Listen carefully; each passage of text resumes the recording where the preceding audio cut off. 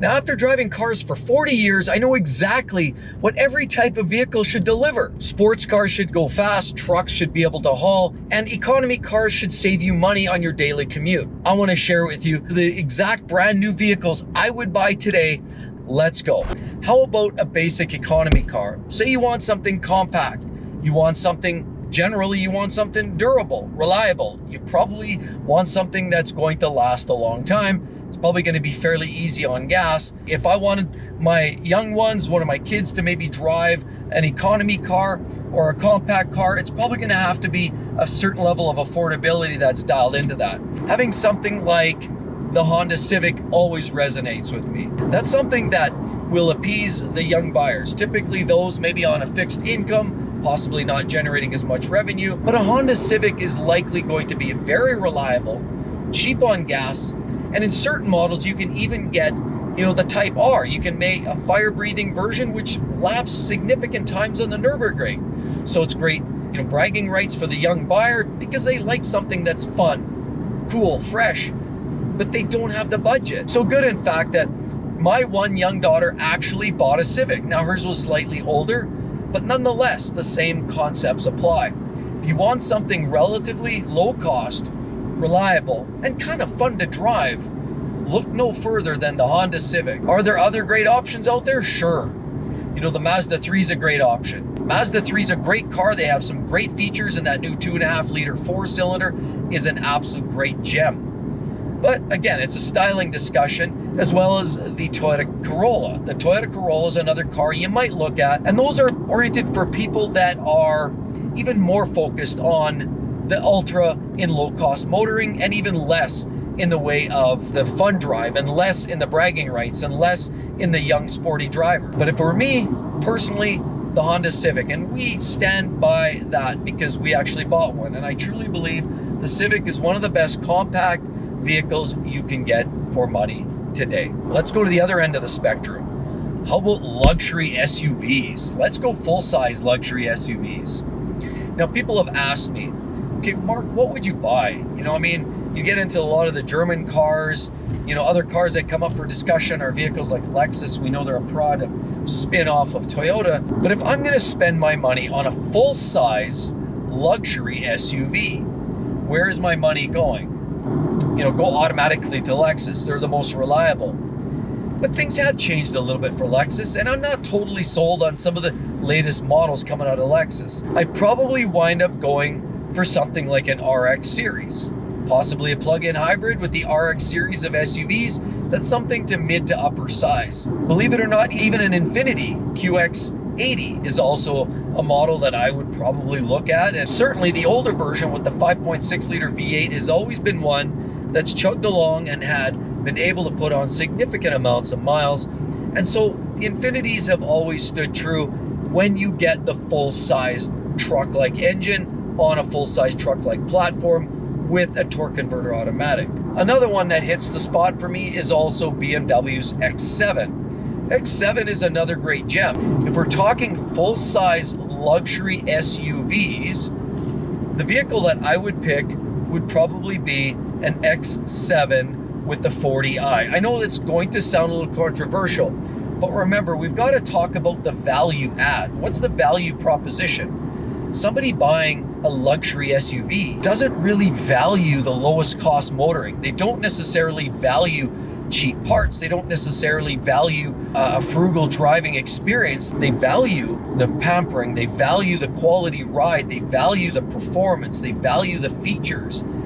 And for me, I truly believe Mercedes doesn't necessarily hit the mark for me right now. Neither does Audi.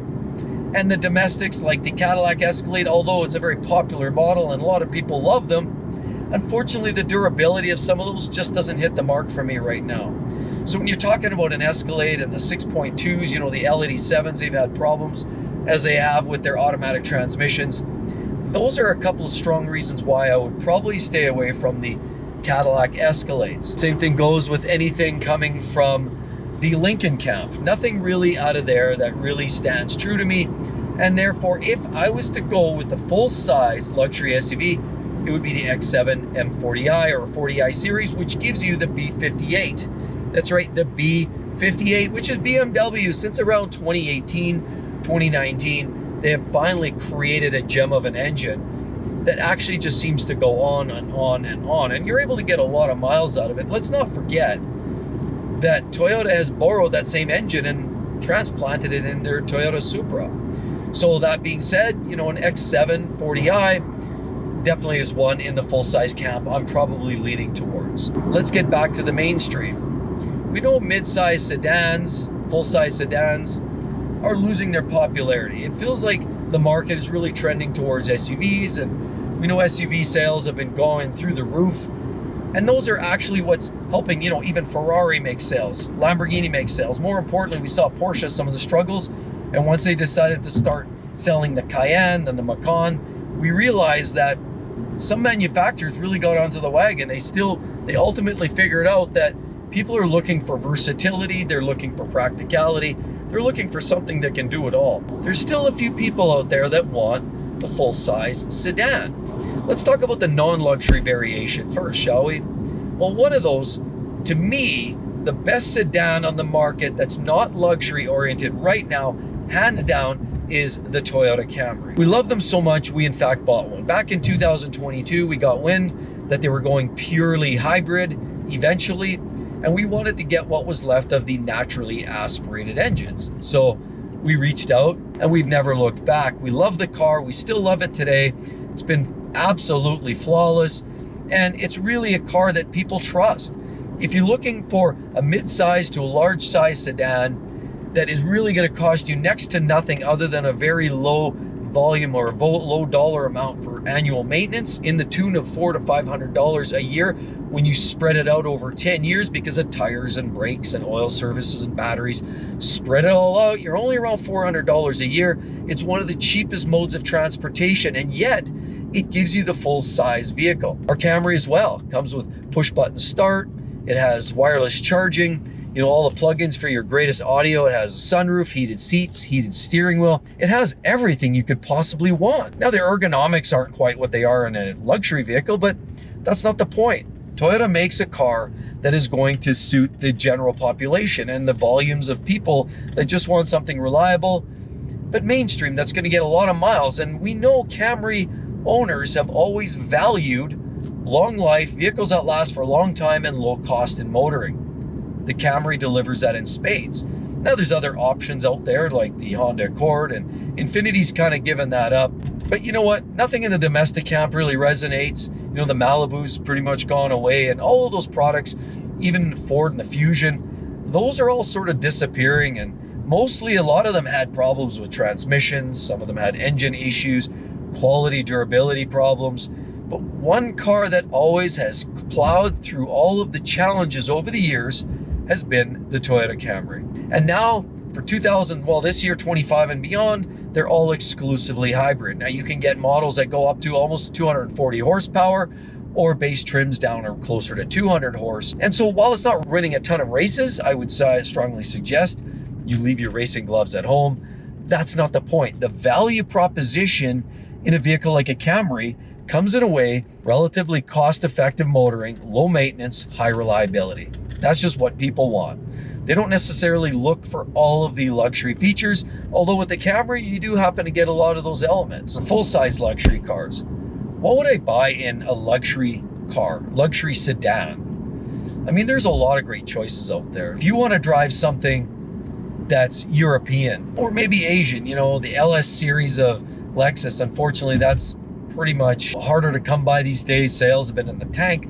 What I would typically find is if you want to go luxury, the quality seems a little higher on the BMWs and a little lower on the Benzes. Audis, the RS7 is a fun car, fast, furious. You know what, I don't know, like the VAG group seems to be struggling with a little bit of quality control challenges. RS7 would be up there, and M5 and the BMWs would be up there, as well as an E63S. Mercedes is always going to be up there for me. So those are all three top picks. Currently today, just knowing what I know today, and BMW's current generation of the M5, if you were to say the older generation F90, that would be my pick. The problem is they've gone full hybrid, and the car is an absolute behemoth. Now, it's beautiful, it's luxurious, has some great tech, but it's just a little bit much, a little girthy, a little big, a little obscene. And for that reason, F90 or no M5 at all for me. I'm gonna say I'd probably lean towards the E63S over above all others. And the reason I say that, even though we've had struggles with our Mercedes and the C-Class and the C300, it feels as though with Mercedes, as you move up the pecking order, as you move up the ranks and the ranges, the quality seems to get a little better and a little better. A lot of people even say the only real Mercedes starts at an E-Class, and that might be true, it might not be. But that being said, with the performance of the outgoing E63S, that's probably going to be the car that a lot of people are going to value. You want that power and that punch and the luxury and prestige, that's probably the car you're going to look at. Well, my next money goes to something that's luxury, but without so much quite the performance. Something that's maybe a little bit light. We'll call it luxury light, shall we? And I would go with a Lexus, 100%. Now, I'm not a big fan of predominantly front-wheel drive vehicles. All-wheel drive makes sense, but predominantly rear-wheel drive with the additional of front-wheel drive torque.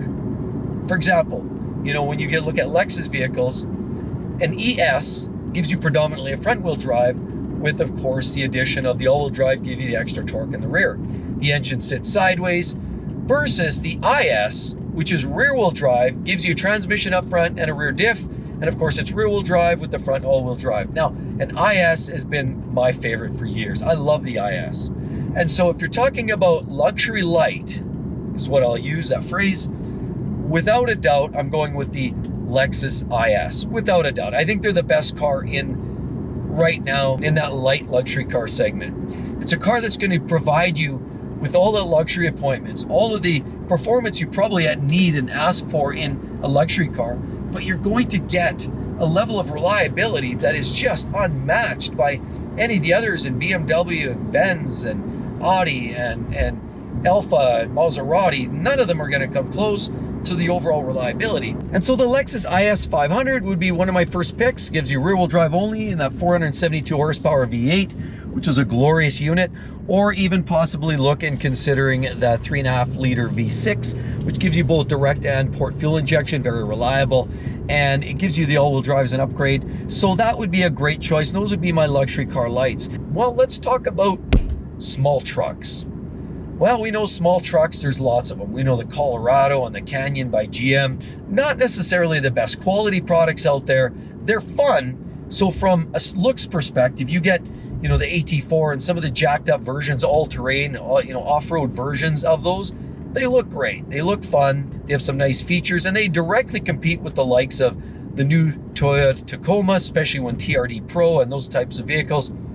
But the quality's not the same. I mean, those are always going to rank a little lower. What I'm seeing out of GM, even when they're using that Turbo Max at 2.7, gives it a lot of torque, over 400 pound-feet, and it has a great look and a great stance, but they're not going to get the lifespan. And most people looking for small trucks generally value the truck-like versatility, but more importantly, they value just the overall flexibility. A lot of people go SUVs, other people tend to go more with big trucks. And big trucks, little trucks have sort of a different clientele base for the most part.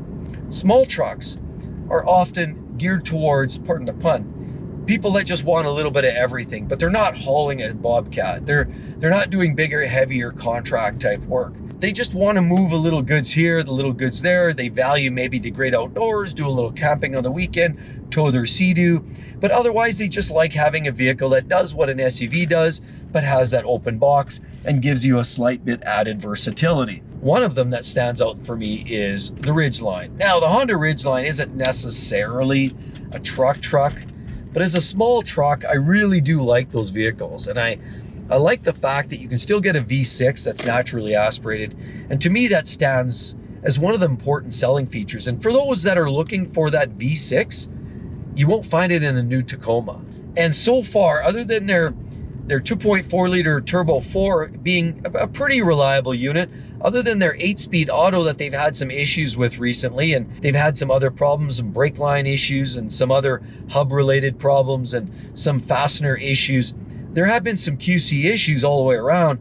All in all, a couple of the key trucks that I would look at, three of the major ones for small trucks, would be the Ridgeline, because of the V6, the Toyota Tacoma, because it's Toyota and so far so good, they're doing okay even in the redesign. And the other one, and I'm not going to forget to mention this one, is Nissan Frontier. That's right, a lot of people sort of sleep on that one and believe that Nissan's not necessarily producing good vehicles anymore. And that might be true in some cases, but the Frontier is one that, remember, it still carries a naturally aspirated 3.8 liter V6. And that's one that a lot of people kind of forget about. People are getting tired of these turbo 4s and turbo 3s and high-strung engines that aren't going to last past 100,000 miles. But Nissan has one. They still have that Frontier with the 3.8. For me, if I was to go out right now and buy a brand new truck, I would probably buy a manual 6-speed TRD Pro or the manual 6-speed Toyota Tacoma. I absolutely love that truck. They look stunning with that right amount of lift on them, with a manual gearbox. And you know, a manual, while most people don't drive manuals these days, I value that versatility, that rawness, that sort of old school feel yet, even though it's modern enough. I value those things. And a lot of people who drive those little trucks do. The value that people put in half-ton or light duty full-size trucks, like, again, 1500s or F-150s or what have you, is they value even more a much higher level of versatility. Something that can tow a trailer, a big boat, something that can haul a substantial amount of weight around. And a lot of these people value half-ton trucks, unfortunately finding themselves in a much more difficult spot today affording these. So that's why the affordability factor right now is difficult with a lot of these full-size half-ton trucks. And that's why I would struggle. You know, GM's got their LED7 issues, cylinder deactivation problems in the 5.3s. They've got transmission 8 and 10-speed auto issues. You know, Ford's got some problems in their 2.7s and their 3-liter engines with drop valves on a small series of vehicles, as does, unfortunately, Stellantis has had some electrical issues in some of the Rams. Of the full-size trucks, now that even the Nissan Titan's gone, where does that leave you? What does that give you for options? I'm going to basically say this and put this out there. I think for true heavy duty hauling, I can speak from experience, one of the longest lasting engines is the Hemi. That said, we know the Hemi's going away, or it's pretty much gone last year. They're looking at possibly bringing that around again. Tim Kuniskis of Ram has pretty much said, look, we're looking at bringing a Hemi back or some sort of V8s, and maybe even an affordable V8 that might be coming back, something a little bit smaller that might be more cost effective. My top two choices would probably be something 5-liter Coyote engine in the Ford, or probably more likely get into the Ram. Even though they're sort of known for a looser front end and there are some electrical gremlins, I find the Rams tend to be probably, as currently in what we're seeing today, probably the most robust, as well as probably some of the best engine choices. Now, they got that new Hurricane twin turbo straight 6. Time will tell on the longevity of those. But again, I'm also keeping the fingers crossed that Ram does eventually bring back the Hemi V8 or some variation of that. Then you can actually have your cake and eat it too. Now, that being said, let's move right on to exotic cars. What's the value proposition? Well, exclusivity, high performance, bragging numbers, ultimately something that's flashy and fast, really. My choices for those right now, of course, this is a new time. This is a new era. McLaren always brings up to the front. They've got great car right now. The Artura, which is their hybrid, but I like the 750S, which is one of their greatest. It's sort of an extension of the previous 765. So I'd probably look at the McLaren 750. What does Porsche have? Well, everybody knows they're coming out with the GT2 RS. That's not out just yet. But for now, the GT3 RS is always up there for discussion. And on top of that, we have great cars like the Ferrari 296 GTB, and that would be my choice. It's a car that brings hypercar and supercar together. That's right, it's a car that absolutely blemishes and destroys everything else in its wake. With 830 horsepower hybrid technology, twin turbo V6, it is nothing short of spectacular. 8-speed dual clutch gearbox. It's a wonderful piece, and I would probably go with the 296 GTB. If you're looking for something, there's some good deals right now on slightly used versions, and it might be a little late to get in on the brand new ones, but there's some choices out there. SF90, step up your game a little bit, but it's a significant more increase in cost. Moving on, let's move something a little bit more pedestrian. How about the middle level, you know, something that's a subcompact SUV, one of the most popular spaces? Well, you have vehicles, classics, you know, Chevy has, Ford has things like the Escape and the Edge.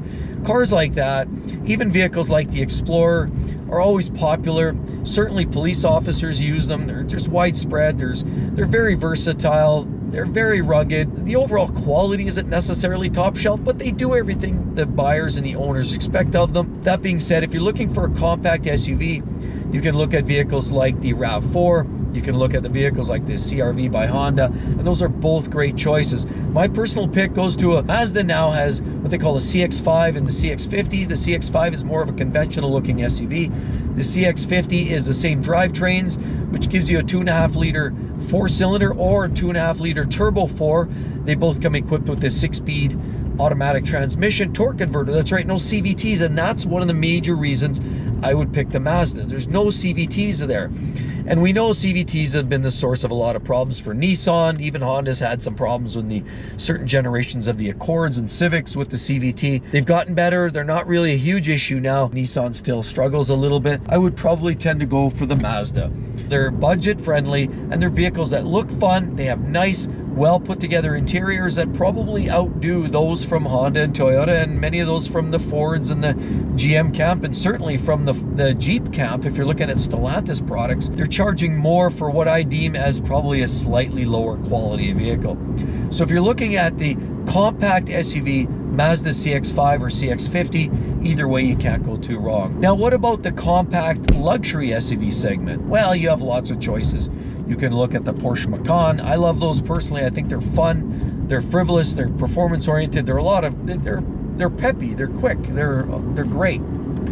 Other vehicles, of course, you've got Audi, and I do not mind Audis like the SQ5s, the SQ3s. Those are kind of fun as well. But honestly, my money at that space is going to go to the Lexus NX 450 plus H. And what that gives you is about 40 to 50 kilometers of free range running on the electrical system, because it's a plug-in hybrid with those vehicles. So that's right, you can get actually a bunch of your daily commutes done on electric only. You can plug in your vehicle at night, get out in the morning, go for your daily commute, maybe only work 20 miles away from, or 15 miles away from work.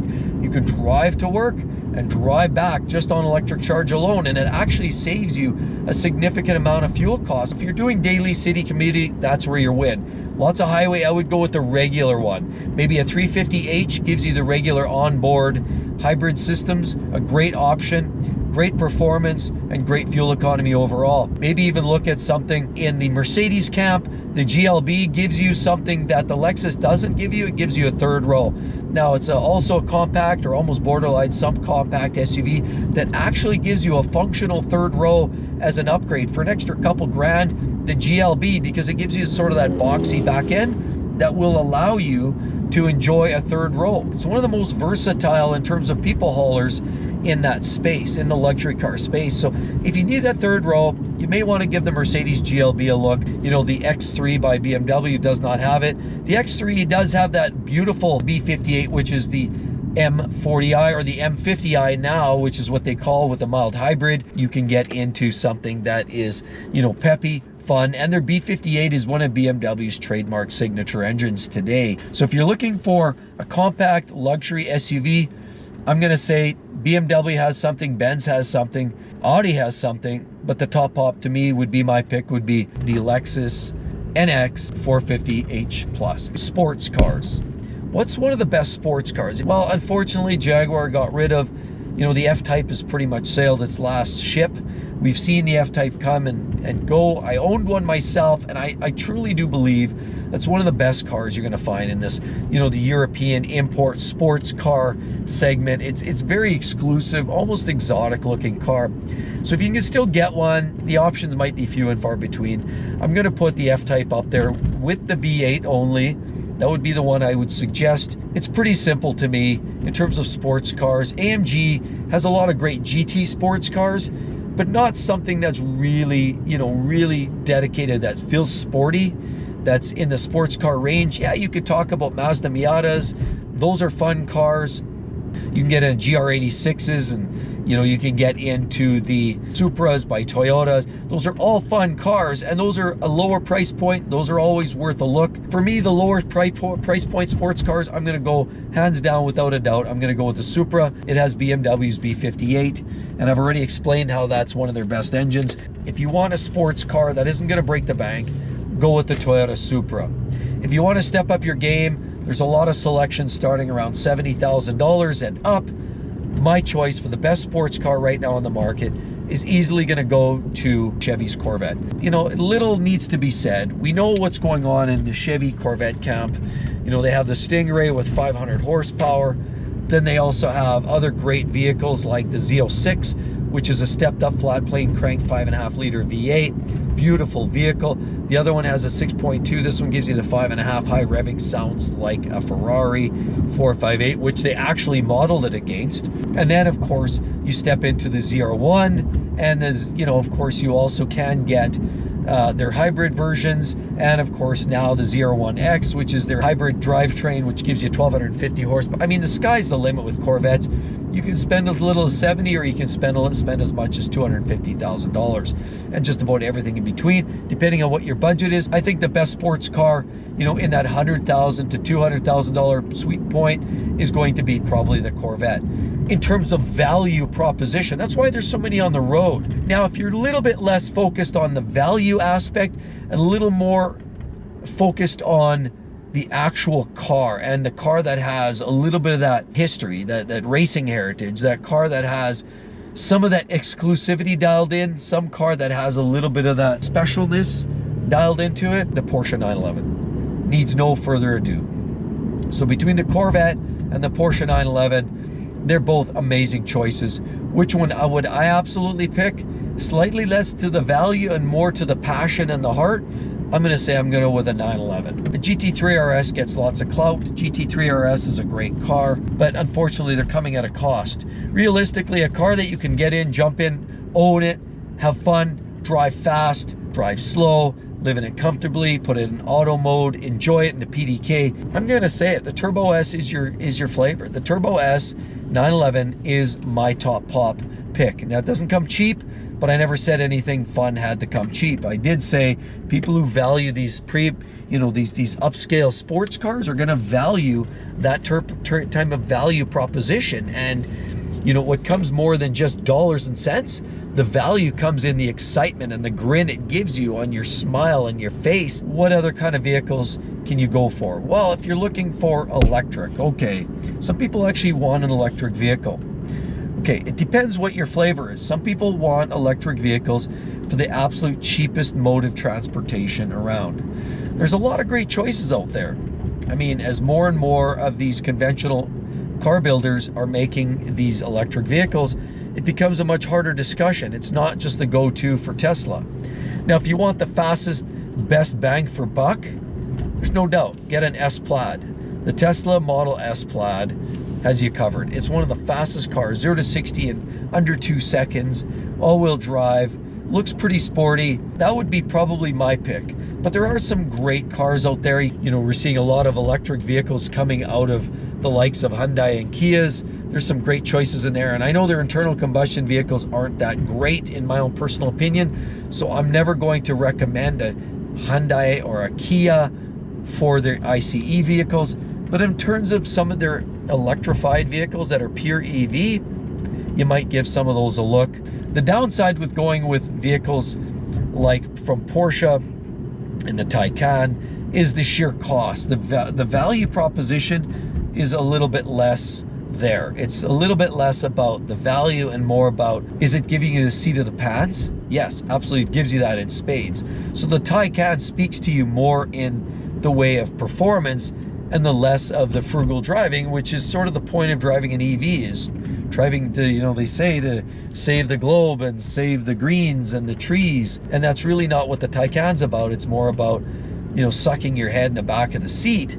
So it kind of depends where your value's looking for EVs. If you want the cheapest one possible, there's some good choices out there. I'm gonna say probably my money goes Model S Tesla with the long range because it gives you a good level of performance, which equivalent to about 650 horsepower, but it gives you some pretty blistering numbers. It just gives you all of what you're looking for in most of those vehicles. That said, we know that the electric vehicle space is always going to cost more than some of their internal combustion counterparts. Hence, none of them are going to be cheap. You're always going to make a better choice getting something cheap in internal combustion space than you are with an EV, because EVs are costing money. You're paying on the front end for some of that research and development, some of the battery, you know, the battery technology is still costing some money to develop and enhance or that products and the metals that are going into those batteries. So you're still paying a premium money for any battery electric vehicle today. I hope I covered just about everything you were looking for. Those are my top picks. I do want to throw a couple of special models in there, okay?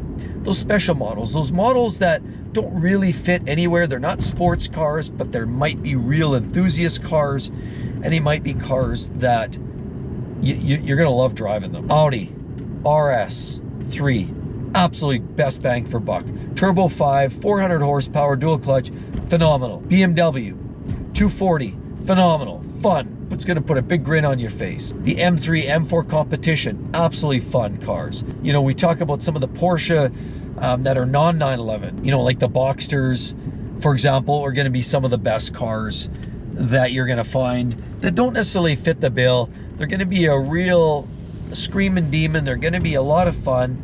They're gonna be a bit pricey, but they're a true niche vehicle. So if you want something fun, fast, that just doesn't really make the grade for luxury, doesn't really make the grade for true sports cars, but it's gonna be fun as hell and put a smile on your face, those are a couple of models you're gonna wanna give them a look.